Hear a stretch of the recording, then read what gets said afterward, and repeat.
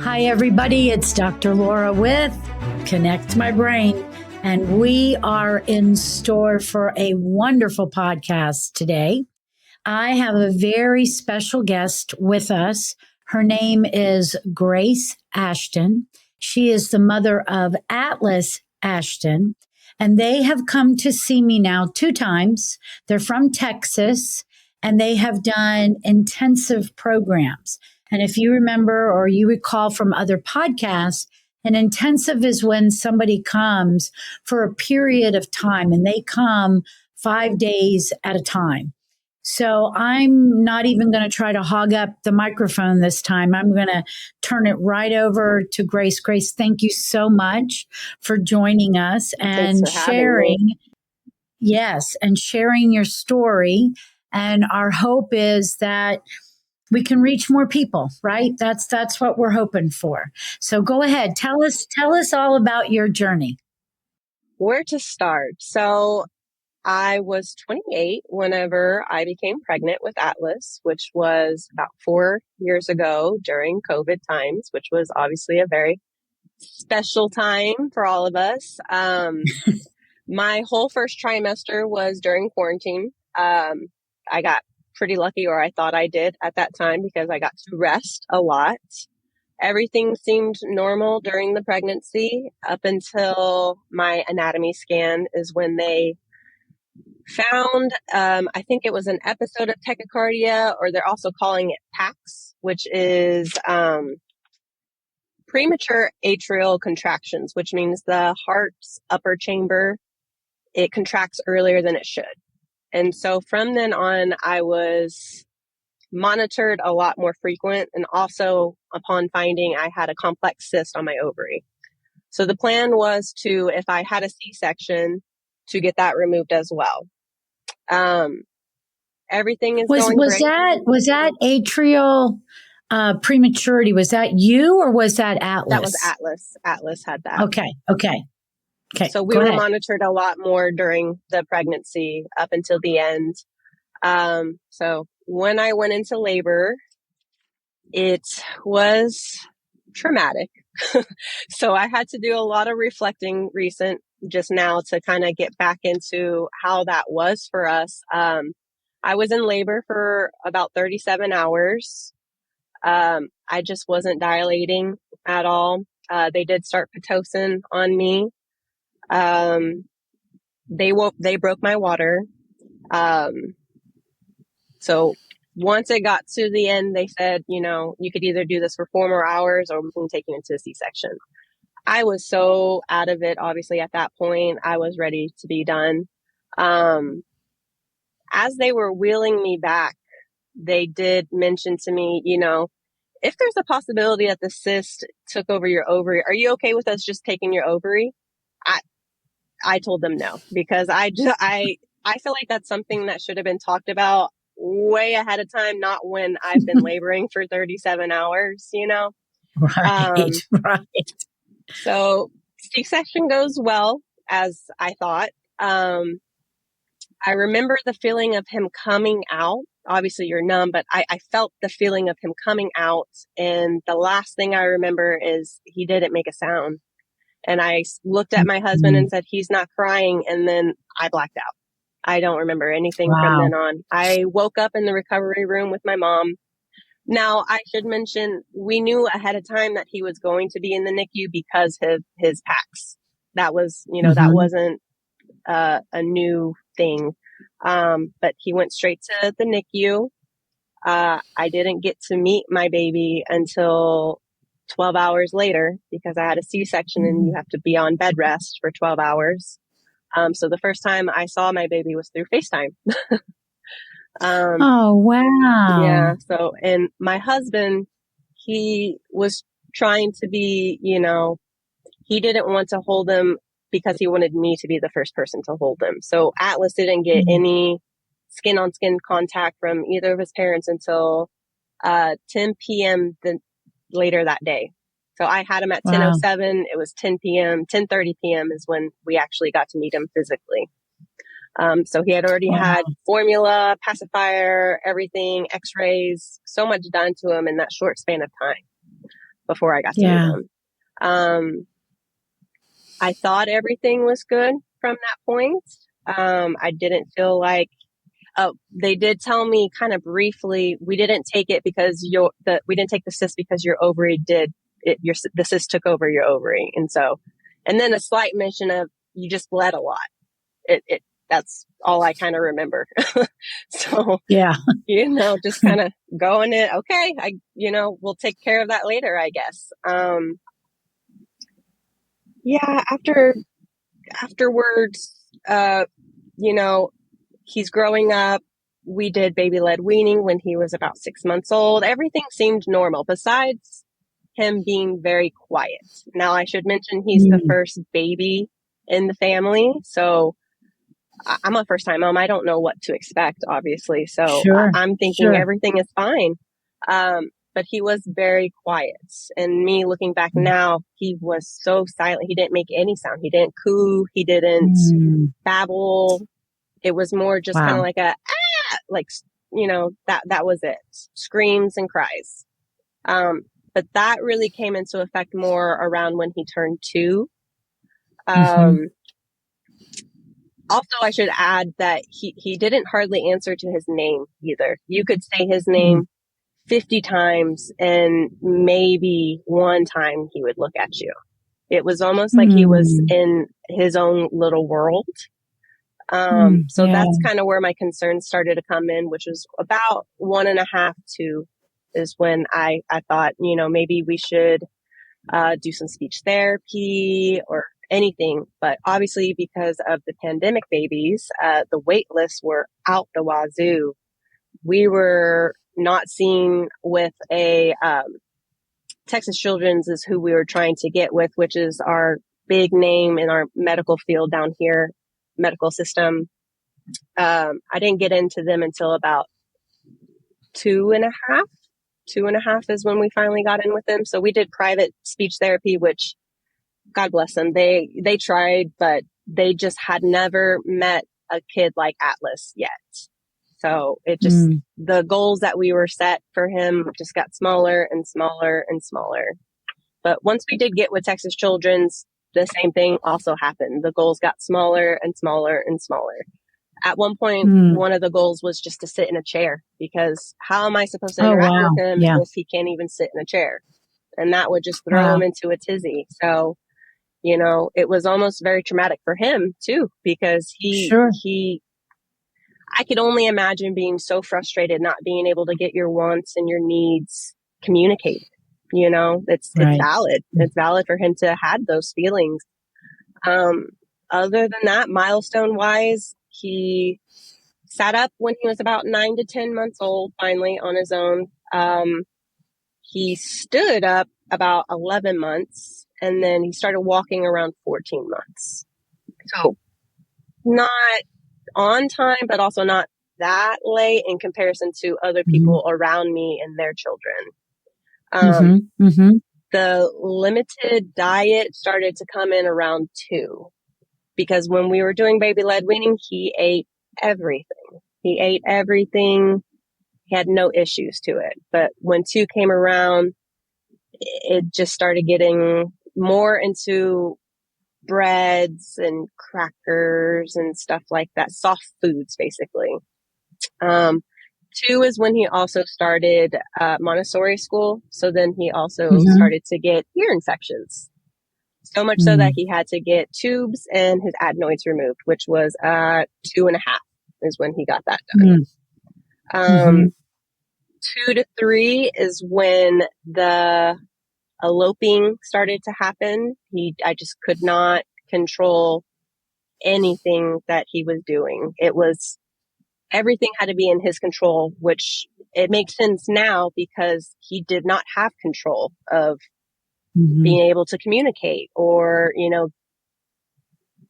have a conversation, At that point, he did start the special education in the public school as well. They don't start that until they're 3. So he got about 6 months because his birthday is in November. That he was supposed to get speech therapy once a week there, and they kind of have it on a form of when he gets seen, what time. He only got one session of speech therapy in the Oh, 6 months that he was there. And that's pretty much like your wow. government assistance of therapy in a Right. sense. Yeah. So I just was so frustrated that I did not put him back. I'd rather find other avenues than go that route. And then also he started picking up more bad behaviors because he was the only nonverbal child in his classroom of 5. There was only 5, Mm-hmm. including him, but everyone else was a little bit more on the behavioral side. And Mm-hmm. so he started picking up that if I start hitting, then I can get the attention that I need. So, it just wasn't the best fit for us at that time. During that time is when I started to lose hope and started to think that this is just going to be our life now. I guess I just have to take in this autism diagnosis and figure out how to, maybe I need to get with Social Security, put, whatever I got to do to kind of help him. And out of that desperation came a recommendation to go see Dr. Zelinsky at Mind Eye Institute. Mm-hmm. I was obviously very hesitant because the only way that this process works is if he wears glasses. At this time, Atlas could not even wear a hat. He could not wear sunglasses. He was very sensory overload. So how am I supposed to get glasses on a little 3-year-old that, I just didn't see how that could be possible. And I also was a little bit ignorant in the sense that I thought it was a little woo-woo. Like, I don't know how that's supposed to work. I'm used to the traditional methods. That's all I've been exposed to. Right. So we went, and it was the only way that we went was because I got financial help, and it wasn't me on my line, hoping that, I'm just hoping for the best at this point, obviously. And once we went, the first thing she said to us was, "Have you heard of primitive reflexes?" Obviously, no, I have never heard of primitive reflexes. And she gave me Dr. Hansen's card and said, "You need to go see her."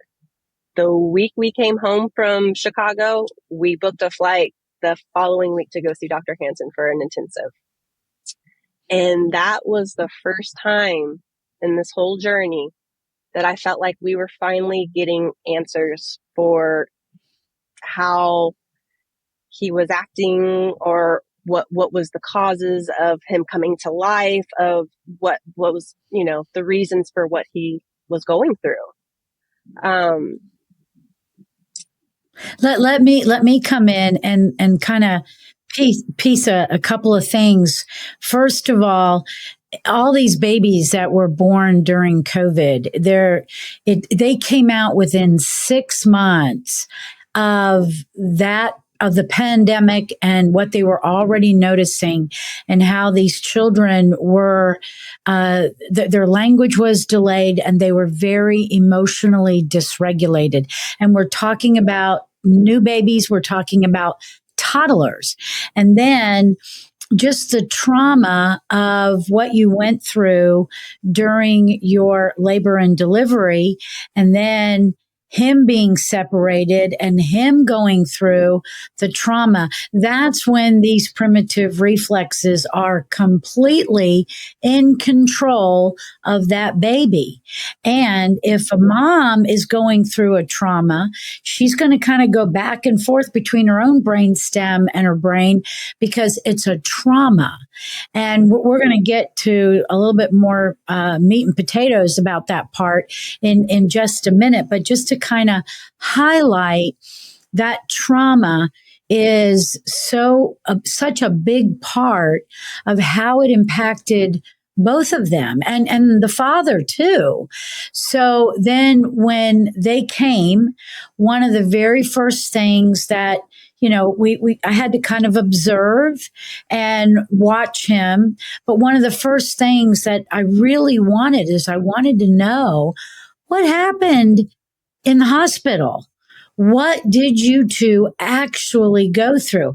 Now, Grace has already told us, they identified the cyst, and on her way back, after laboring for 30 plus hours, hey, is it okay if we just go ahead and take your ovary? Could you imagine the state of mind that you're in going into the delivery room with somebody talking to you like that? And then you black out. You don't know what's going on. So why don't you highlight what were some of the things that we actually found out by looking at your past medical record? Do you remember that? Absolutely. So he had his first bowel movement while he was still inside of me. So in my amniotic fluid, there was meconium. Another thing is, after reading the document, there was meconium inside the umbilical cord as well. He required resuscitation, which included PPV and CPAP, so CPAP. And it took about 15 minutes before he was able to breathe the air. And I also had a postpartum hemorrhage due to uterine atony. I had to look up what that was because I had no idea. But now it makes sense because at the time I thought I had gotten pushed with some drugs and that's why I passed out. I didn't know that it's because I hemorrhaged. No one told me anything like that besides that little blip of you bled a nobody lot. Discussed any of this with you, right? Nothing. Right. Nothing and at so, all. okay. So let's talk about meconium. So meconium is the first bowel movement. And when it is either aspirated in the amniotic fluid, so the baby could aspirate it in the umbilical cord, it's a toxin. It's the waste of pregnancy. Now, Moro is one of our first primitive reflexes. And the three things that it activates is arousal of the central nervous system, CO2O2, so carbon dioxide and oxygen, and the sympathetic nervous system. Now, when a baby is born, Moro actually quiets everything down. So your sympathetic, so that fight or flight, it never acts that way again, except during the birth process. But let's connect the dots. So he had to be resuscitated, CO2O2 reflexes. He was always quiet, under aroused. So right there, we've got red flags as to what happened to baby Atlas. And so that's where we launched from, correct? Correct. He was so stuck we did in his we did a Moro gut reflex. cleanse. We did reflexes, we did a cleanse, and we did a lot of neurofeedback with him too. And we did a lot of vestibular input too, because he couldn't jump before we saw Dr. Hansen. He didn't even attempt to really do the typical things at his age that he should be doing. It's almost as if he felt not confident in himself, so he didn't want to attempt it at all. So. Yeah, it's kind of like, especially with the vestibular system. So your vestibular system is three little canals inside of your ear. It's always thought of as just the balance mechanism, but it is the first system in the womb that they believe is actually maturated by the time we are born. So it's a big deal. Women that have to have a lot of bed rest, that tells you that child isn't getting that vestibular input with mom walking around and things of that nature. But if I have to go into this trauma state, I'm going to lock into not only the primitives like Moro, but also the withdrawal reflexes. And I've done podcasts on that. So go back and listen to another one. But that's where we started. We started with the reconnecting of that foundation. And we started with a gut cleanse because we had to get whatever was locked inside. And, he's 4 now, but last year he was 3. And it's like, you can't do a ton of lab tests on little kids like that, right? So you have to work like Sherlock Holmes. You have to be like a detective to get this stuff to really know the next step of where you need to go. So we did mechanical, we did chemical, and we did the brain. Now, Now when I'm going to speak about mom for a second, because and you chime in whenever you want. When mom was here the first time, she was really, I'm going to say she was frightened. I was. This was a whole new world. You were telling her a lot of things. She had no idea what you were talking about. And she was going to have to take this on because, and I really want her throughout our conversation, I want her to really tell you and encourage you that some of these cases, they are going to be a marathon, not a sprint. And she has really done an incredible job. So they came back. This is August 14th that we're doing the podcast right now. So she was here last week. Was it last week? Last week. Oh my God. Doesn't it just seem like an eon ago already? She was just here last week for another 5 days. And I'm going to tell you, I walked out on the floor so excited to see her and her mother. And Atlas, of course. But the very first thing that Mama Ashton did is she came up to me with such confidence and said, this is the way we have to run this time. And I was like, yes, ma'am. What are we doing? And she had confidence. She has been working on this so diligently, but she's got fruit to her labor. Okay. So you take it from there. What have you been doing over the last year before you came here again? We've been doing consistent brushing, which again, it's something that you don't see right away, but it is such a subtle progression that he has just been able to calm himself in a sense. I don't know if that makes sense, but sure, because the brushing relates to the withdrawal reflexes, which is our primitive defense system. So absolutely, it would cause calming. Absolutely. Especially, I call it the before time now. Before time Atlas, everything would just set him off. It could be just a touch on the cheek and it would just set him off. And you never knew what was going to set him off. So after just being consistent with the vestibular input, starting to build the muscle tone in his legs, because he had the low muscle tone in his legs, which is, by the second day we were there for the first week with you, he was jumping. He had never jumped before. So his jumping's gotten so good now that he's trying to jump off curbs and like it's so great to see how much progress and how much more confident he feels in himself. And I really think that's what it comes down to is he's getting so much confident in himself that it's making me confident because it's becoming easier for us to exist. That's the best way I can explain it, really, honestly. Before we were both surviving. Now we're able to exist and just keep moving that needle and keep going as far as we can. I'm so proud of him. I'm proud of myself as well. She also worked with an OT in Texas who really helped her figure out the way to talk with Atlas. And the before Atlas, there was nothing but screaming going on, even when he came here. And it was like, okay, what do we got to do to like try to calm that down? And anytime this past trip that he would get upset, it was beautiful how you really just kneel down right in front of his face, say, hey, Alice, we don't scream, right? And Atlas would respond. And he's been saying thank you.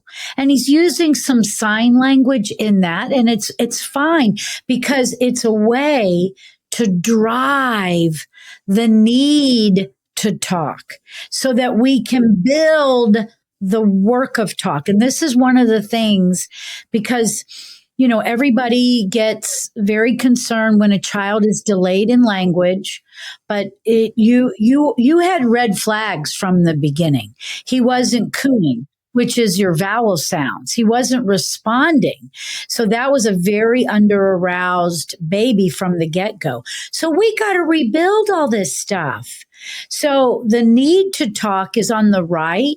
The work of talk is on the left. You have to be able to bring that together through timing. And one of the things that I thought was so fantastic last week, we couldn't get him off of interactive metronome. He loved clapping. And that's that timing game where you hear a bell and you're trying to bring your hands together in that right timing. But really what you're doing is you're bringing both sides of your brain together. And what a great therapy to be able to work with children and play games and make it fun. This child was seen 2 times a day and for 5 days. And he did this every single session. He had a really good time with it, didn't he? He did not get tired of it at all. It was almost like he was playing a video game. In his mind, that's what he was doing. Yeah, and having a good time with it. He was.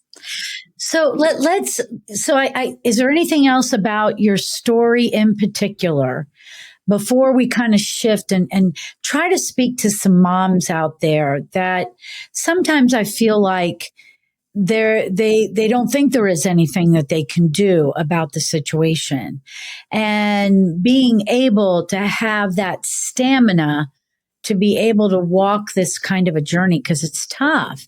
But is there any other part of your story that you think would be really helpful to pull back into our conversation? I mean, ultimately, what kept me going was, if anything ever happened to me or my husband, I want to know that my son is able to thrive in life. I want him to be able to do the typical things or even not typical things. I just want him to be able to be his own person. And to know that there's something else out there like this. I wish everyone knew about it. Every person that I can possibly talk to in my vicinity, I tell them about it. And they're always like, I've never heard of that. Yeah, me neither. I didn't know either. And now you need to know there is other options. And especially in our case, we've done all the traditional methods that you could possibly think of. And it just wasn't working for him. It put him more into fight or flight every single time because maybe it would work for some other children that are having, I don't want to say minor issues in comparison to him, but in a sense, it's a little bit more minor, but it probably works for them, but it's not going to work for my child in his case. From what has happened to him in his life, it's much more deeper than, he can't say his R's or, it's just, there is another option. I wish this was the traditional method, to be perfectly honest. I don't understand why it's not. Me too. It's because it's not profitable for them, to be honest. I know the reason why, and we don't need to get into that, but just know that there is another option. If something's not working for you or you're not getting the progress that you're needing to get or hoping to get, there are other options out there. Whether you have to travel to it, you will make it happen for your child. Well, and that's a big thing because the first time was really difficult for you to try to get this together, and then the second time you've been saving up, going, we're going back to see Dr. Hanson connect my brain because we are moving forward. Yes, we are. And well, once you get a glimpse of it, you can't go back. Yeah, you get that glimpse of hope, and you cannot go back. Like my husband, he wasn't 100% in the beginning, but as soon as he came home and saw all the progress Atlas has made, he's like, go as much as you need. Go. Go now. That's great. That's great. And see, that's another thing she has to deal with.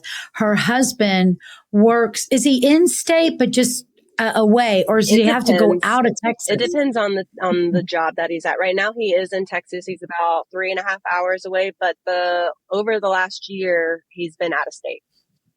Yeah. So she's been really shouldering this by herself. And she had to, the first time she was here, I did a brain map on her. I made her do neurofeedback as well, because the age of this child, he's still building his subconscious mind.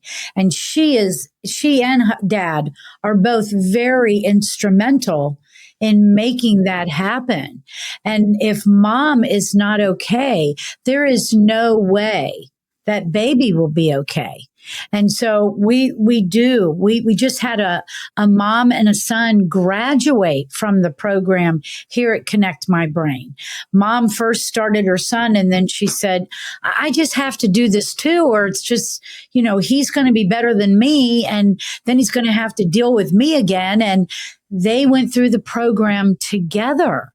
And so, wow, what a benefit when we're working on this. But she has been consistent. She has stayed in contact with me. She has worked this process, and she should get the fruits of her labor because she's done an outstanding job. When she was here last week, she was also very observant of other people in the office and struggles that they were going through. And she was so open to go and talk to them in order for them to realize, hey, I was there in that position last year, and I want you to see I'm in this position this year. So why don't you speak a few words of encouragement to the moms out there? Why should they come to Connect My Brain? What is it going to do for them? And are you glad you did this journey and are on this journey? So first, absolutely. I'm glad to have met you and to be part of Connect My Brain. So internally grateful for the knowledge that you've given us and the hope that you've given me specifically. If anyone is feeling like how I did in the beginning before meeting Dr. Hansen, I had never met anybody in my position or a child like mine in my vicinity. I could see it on social media, but they were states away, and they were also preaching about the same thing of just feeling alone and not knowing what to do, because every child is so different in their own way, obviously. If you're feeling that same way about your child, but also want them to, again, thrive in life, this is the way you need to be. Like, this is and should be the traditional method. It should be what is taught through the doctors, and to talk about gut microbiome and neuroplasticity, everything. It should be talked about more often, and reflexes, but it's not, because, again, it's not profitable. But we'll go into that. If any of this is what you're wanting, then you definitely need to go to Connect My Brain. That she has been the best coach for us. She tells it like it is. She doesn't coddle, which sometimes, I like to be coddled because I'm from an Italian family, but that's not what I need. It's not what I needed. I needed to be told the truth, and I needed to be told, you have this amount of time to get him in the best place possible and to do it as quickly as possible. It's, again, not a race, but a marathon.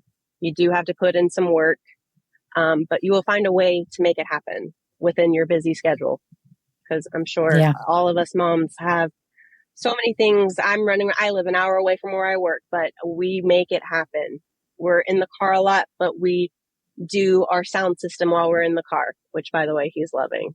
He tells me, oh, that's wonderful. Birds. He goes, birds, mama. Oh, that's so great. Good.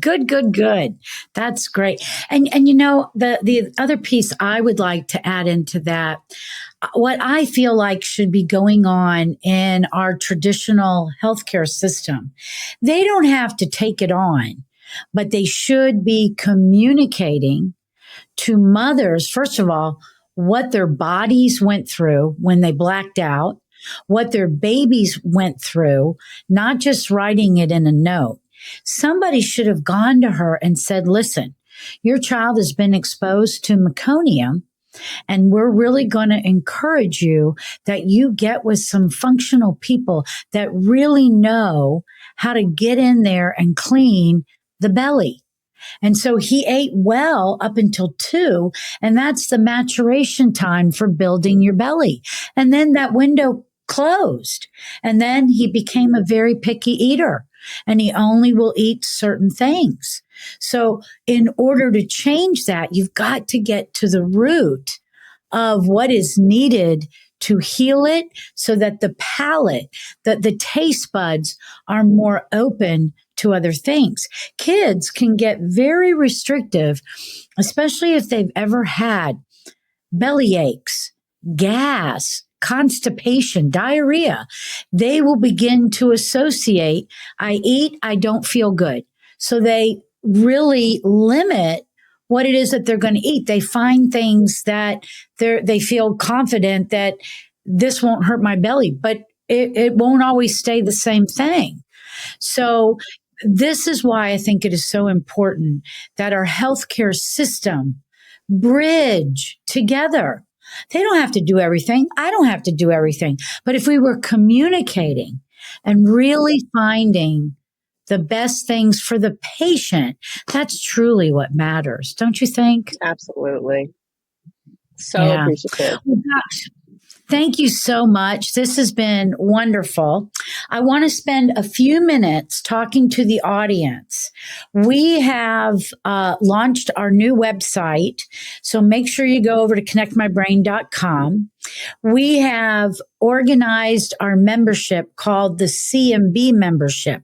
This is a way you could dip your toe in for a very modest price, and you can get access to private podcasts, our Facebook private group called Mom's Corner. You would get deep dives into things like ear infections, what strep could do to the brain. And you can start to get to know how we look at things and see if this is the right connection for you. So this is the first time I get to do this. I'm so excited. We have a code. So if you do hear this and you put in the code AUG25 CMB member, it's a pretty long code, isn't it? We'll make sure we put it in the show notes, but it's August. So it's AUG, capital AUG 25 for the year 2025. And then the initials CMB member, you'll get $5 off, and your monthly membership will be $14.99. So that's a very modest price. Okay. You get a lot for that. You also get membership discounts.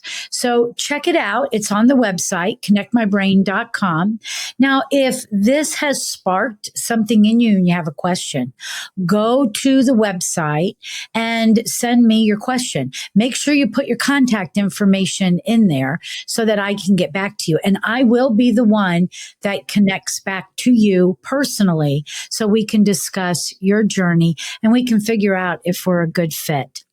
So, Grace, what's the last thing you'd like to tell our audience?